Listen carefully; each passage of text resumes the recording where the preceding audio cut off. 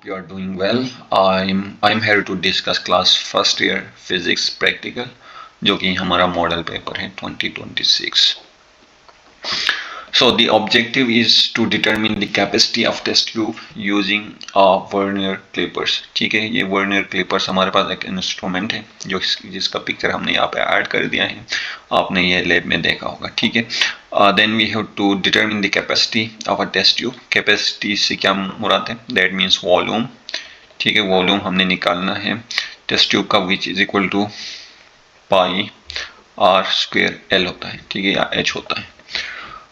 इस प्रैक्टिकल में जो पहला टास्क आपके पास होगा that is to collect the apparatus and other materials required to meet the objective and name them. ठीक है, इसमें वर्नियर क्लिपर्स होगा, टेस्ट ट्यूब चाहिए होगा, टिश्यू पेपर, क्लॉथ कुछ चाहिए होगा, एंड कैलकुलेटर.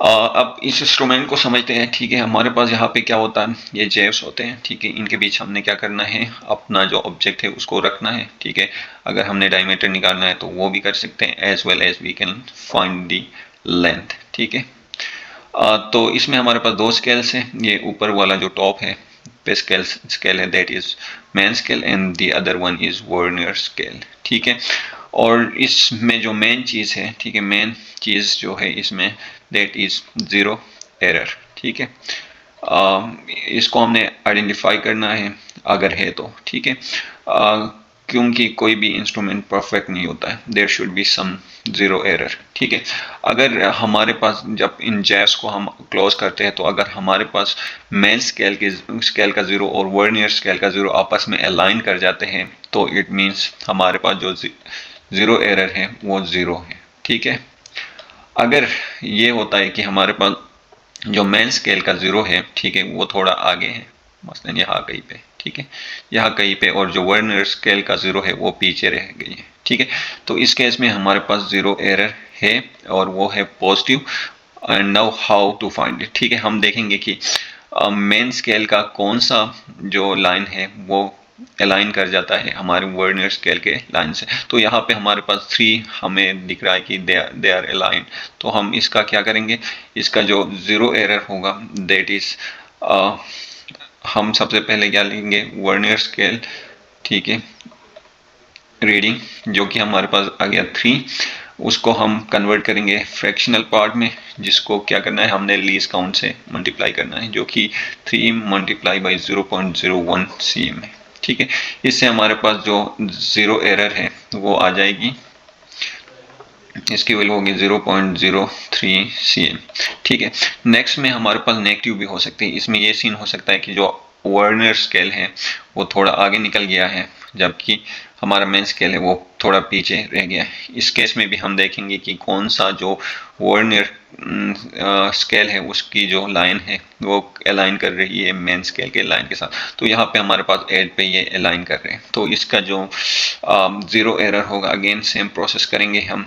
ठीक है, उसके लिए VSR निकालेंगे विच इज़ 8, उसको लीस्ट काउंट से मल्टीप्लाई करेंगे और हमारे पास जो जीरो एरर होगा दैट इज नेगेटिव, और ये इसकी जो वैल्यू होगी 0.08 cm. ठीक है, एक चीज़ याद रखिए, अगर हमारे पास पॉजिटिव जीरो एरर होता है तो हम उसको क्या करते हैं, मेन रीडिंग से माइनस करते हैं. ठीक है, अगर नेगेटिव जीरो एरर होता है तो हम क्या करते हैं, मेन रीडिंग के साथ हम ऐड कर रहे होते हैं. ठीक है,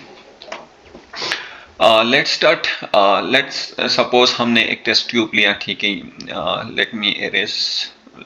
ठीक है, एक टेस्ट ट्यूब लिया और इसको हमने यहाँ पे रख दिया, जैस में रख दिया. ठीक है, सबसे पहले हम लेन निकाल रहे हैं. ठीक है, तो ये हमारे पास एक टेस्ट ट्यूब, सबसे पहले एरर निकालेंगे. ठीक है, हमने क्लोज किया तो लेट सपोज हमारे पास ये वाला सिनारियो बन गया. ठीक है, तो इसमें हमारे पास जो मेन स्केल रीडिंग होगी वो 0 होगी. ठीक है, वर्नियर स्केल रीडिंग हमारे पास 3 है, फ्रैक्शनल पार्ट होगी 0.01. ठीक है, और टोटल रीडिंग होगी 0.03, और हमारे पास क्या थी, पॉजिटिव ही थी, तो हम क्या करेंगे, यहाँ पे पॉजिटिव ऐड करेंगे 0.03.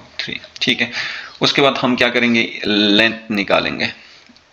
ठीक है, हमने टेस्ट ट्यूब लिया ये वाला. ठीक है, ये वाला अज्यूम करें कि, ठीक है, ये टेस्ट ट्यूब है. अज्यूम करें कि इसकी लेंथ हमारे पास जो मेन स्केल पे आई है दैट इज 10.2 2, ठीक है। जो लाइन हमारे पास वर्नियर स्केल में ऐलान कर गई दैट इज लेट्स से 6, ठीक है। फ्रैक्शन इसका निकालेंगे इस वैल्यू का तो हमारे पास 0.06 होगा। टोटल जो रीडिंग होगा इन दोनों को ऐड करेंगे दैट इज 10.26, ठीक है। इसमें से हम क्या करेंगे, जो हमारे पास जीरो एरर थी जो कि पॉजिटिव थी, तो हम क्या करेंगे 10.26 माइनस 0.03, ठीक है। तो यहाँ पे हमारे पास एक रीडिंग आ गई। सेकंड हमने यही करना है, तो हमारे पास एक मीन वैल्यू आएगी। लेट सपोज मैं कहता हूँ मीन वैल्यू जो मेरे पास आ रही है 10.23, ठीक है। इसी तरह हम डायमीटर करेंगे। लेट सपोज इसका डायमीटर है 1.8, ठीक है। इसकी भी रीडिंग वर्नियर स्केल रीडिंग है 6, ठीक है। 0.06 ऑब्जर्व्ड जो हमारे पास होगी दैट इज 1.86, करेक्टेड हमारे पास होगी दैट इज 1.83, ठीक है। तो अगेन हमने दो रीडिंग्स लेनी है, दोनों के लिए तकरीबन सेम ही रहेगी ये, ठीक है। हमारे पास लेंथ आ गई है, ठीक है। लेंथ हमारे पास है 10.23 cm, ठीक है। और डायमीटर हमारे पास है डायमीटर, ठीक है, दैट इज 1.83। अभी इसके बेसिस पे हमने कैलकुलेशन करनी है दैट इज 10 पॉइंट, लेंथ हमारे पास आ गई 10.23, डायमीटर आ गई 1.83, radius 1.83 divide by 2, and last में हमारे पास वॉल्यूम है जो इसकी जो वैल्यू है that is pi r square l, ठीक है। तो ये हमारे पास हम इसमें ऐड करेंगे वैल्यूज। रेडियस की हमारे पास है 1.83 divided by 2 square multiply by 10.83, ठीक है। इससे हमारे पास कोई वैल्यू आ जाएगी जो कि cm क्यूब में होगी, ठीक है। इनको आपस में मल्टीप्लाई करें तो ये हमारे पास क्या हो गई, टेस्ट ट्यूब की कैपेसिटी आ गई। I will try to continue with other practicals.